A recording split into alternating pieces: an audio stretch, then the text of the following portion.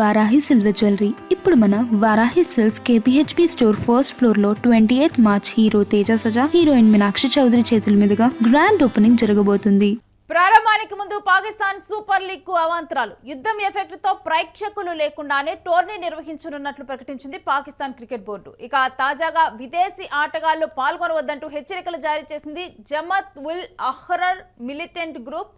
పాక్ కి వస్తే భద్రత ఉండదంటూ కూడా వార్నింగ్ ఇచ్చింది. తాము క్రికెట్ కు వ్యతిరేకం కాదంటూనే గేమ్స్ నిర్వహించలేని స్థితిలో పాక్ ఉందంటూ జమాత్ ఉల్ అహ్రర్ పేర్కొన్నారు. ఇక ఆటగాళ్లు మైదానంలోకి రాకుండా హెచ్చరికలు జారీ చేశారు. మ్యాచ్లు జరగకుండా చూస్తామంటూ, ఆటగాళ్లను గ్రౌండ్లోకి రాకుండా చూస్తామంటూ ఇప్పుడు టెర్రర్ గ్రూప్ వార్నింగ్ ఇవ్వడం సంచలనంగా మారింది. పిఎస్ఎల్లో పాల్గొంటున్న David Warner, Steve Smith, Daryl Mitchell, Adam Zampa, main Ali, Devon Conway సహా పలువురు ప్లేయర్స్ దీంట్లో పాల్గొంటూ ఉన్నారు. మార్చి 26న ఈ పిఎస్ఎల్ టోర్నీ స్టార్ట్ కానుంది, ప్రారంభం కానుంది.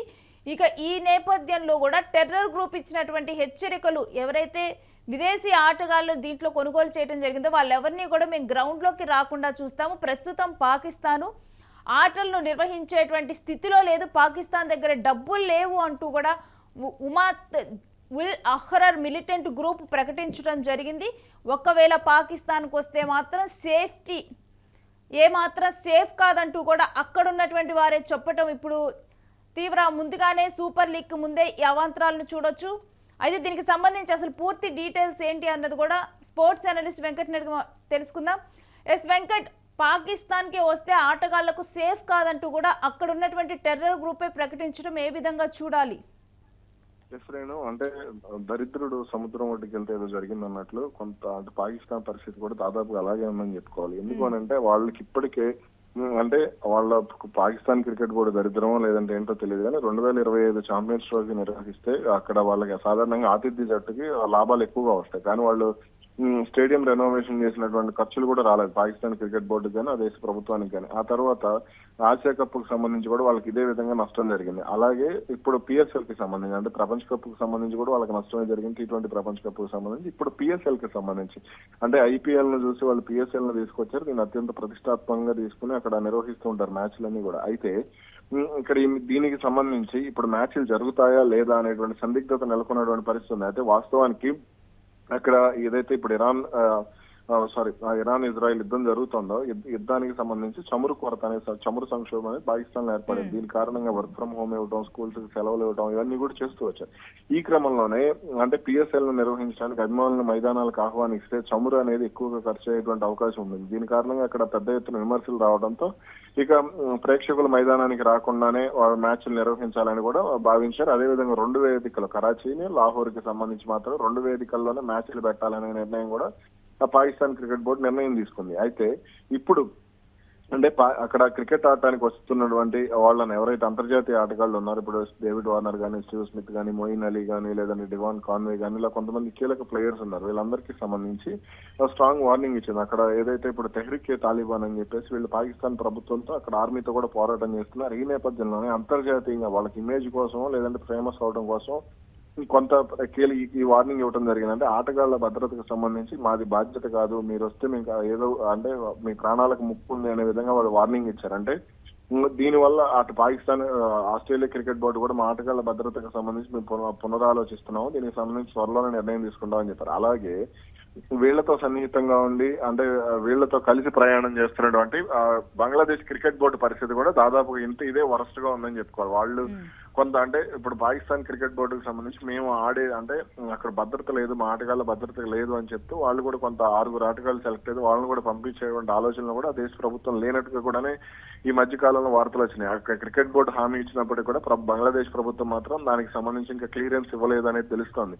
అంటే మేము ఆటగాళ్ళకి ఒక దేశాధినేతకు ఏ విధంగా భద్రత కల్పిస్తాం, ప్రతి ఆటగాడికి కూడా అదే లెవెల్లో అంటే కమాండో లెవెల్ భద్రత కల్పిస్తామని పాకిస్తాన్ చెప్తున్నప్పటికీ కూడా పరిస్థితి మాత్రం అలా లేదు అనేది అయితే సిచ్యువేషన్ స్పష్టంగా అర్థమవుతుంది. ఎందుకంటే ఇప్పటికే అటు ఇంధన సంక్షోభం కారణంగా పాకిస్తాన్ క్రికెట్ బోర్డుకు రావాల్సినటువంటి ఆదాయం పడిపోయింది. ఇప్పుడు గనక మళ్ళీ ఈ ఉగ్రవాద సంస్థ బెదిరింపులతో వాళ్ళు రాలేదు అని అంటే 2009లో ఏ విధంగా అయితే శ్రీలంక క్రికెట్ ఆటగాళ్లు ప్రయాణిస్తున్నటువంటి బస్సు మీద దాడి జరిగింది, ఉగ్రదాడి జరిగింది, అటువంటి తరహా దాడులు జరుగుతాయనే భయం కూడా ప్రపంచ క్రికెట్ ను వెంటాడుతుంది.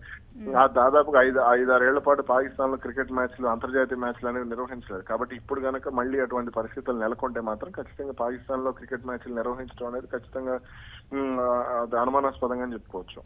ఎస్ వెంకట్, మరి ఈ నేపథ్యంలో అంటే ప్రస్తుతం ఉన్నటువంటి ఈ టెర్రర్ గ్రూప్ ఇచ్చినటువంటి వార్నింగ్ పరిస్థితుల్లో ఇప్పుడు పాకిస్తాన్కి వచ్చి ఆడే పరిస్థితి ఉందా రిస్క్ తీసుకొని?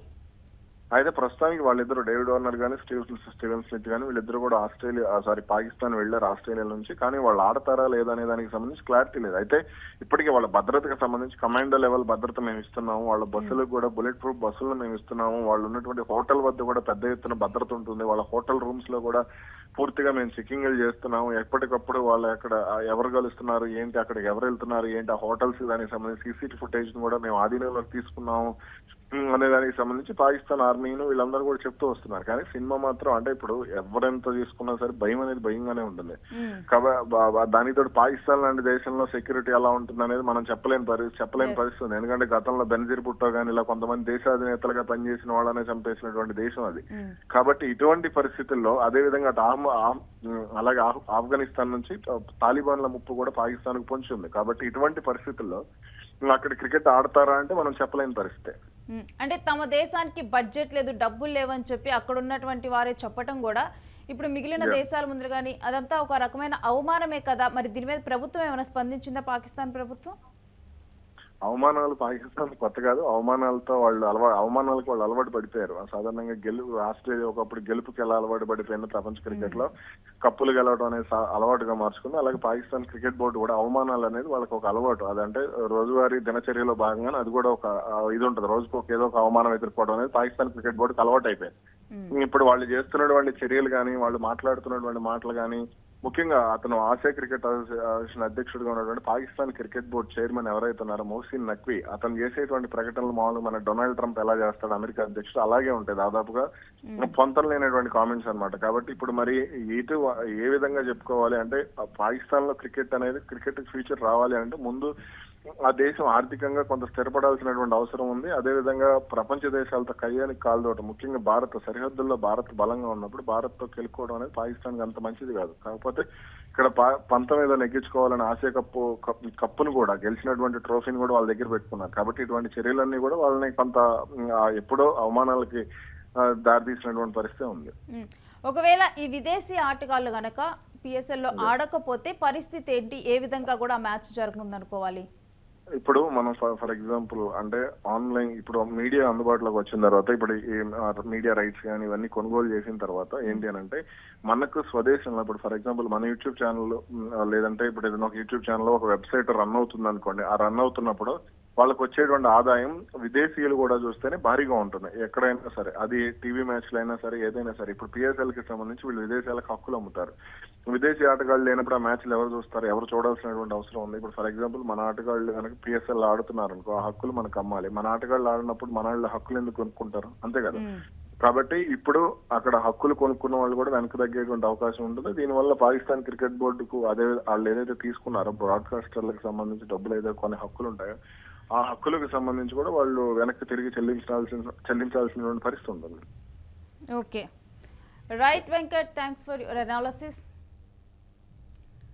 ఇక తాము క్రికెట్ కు వ్యతిరేకం కాదంటూనే పాక్ లో ఉన్న టెర్రర్ గ్రూప్ అయితే వార్నింగ్ ఇవ్వడం జరిగింది. జమాత్ ఉల్ అహ్రర్ టెర్రర్ గ్రూపు ఆటగాళ్లు మైదానంలోకి రాకుండా చేస్తామంటూ హెచ్చరికలు చేశారు. ఇక ఈ నేపథ్యంలో కూడా ఇప్పటికే ఆటగాళ్లు డేవిడ్ వార్నర్, స్టీవ్ స్మిత్ అక్కడికి చేరుకున్నట్లు తెలుస్తోంది. మరి ఈ క్రమంలో వాళ్ళు గ్రౌండ్లోకి వస్తారా రారా? ఒకవైపేమో పాకిస్తాన్ మేము అంటే సెక్యూరిటీని ప్రొవైడ్ చేస్తున్నాము, చాలా పటిష్టమైన సెక్యూరిటీ అని చెప్తూ ఉన్నారు. కానీ ఈ గేమ్స్ కోసం కానీ వీటి కోసం కానీ ప్లేయర్స్ ఎవరు కూడా రిస్క్ తీసుకోలేరు. కాబట్టి మరి ఏం జరగబోతోంది, ఏంటి పిఎస్ఎల్లో ఆడతారా లేకపోతే ఏం జరుగుతుంది దీంట్లో అనేది ఈ టోర్నీ అయితే చాలా ఆసక్తికర అంశంగా మారింది. ఈ టెర్రర్ గ్రూప్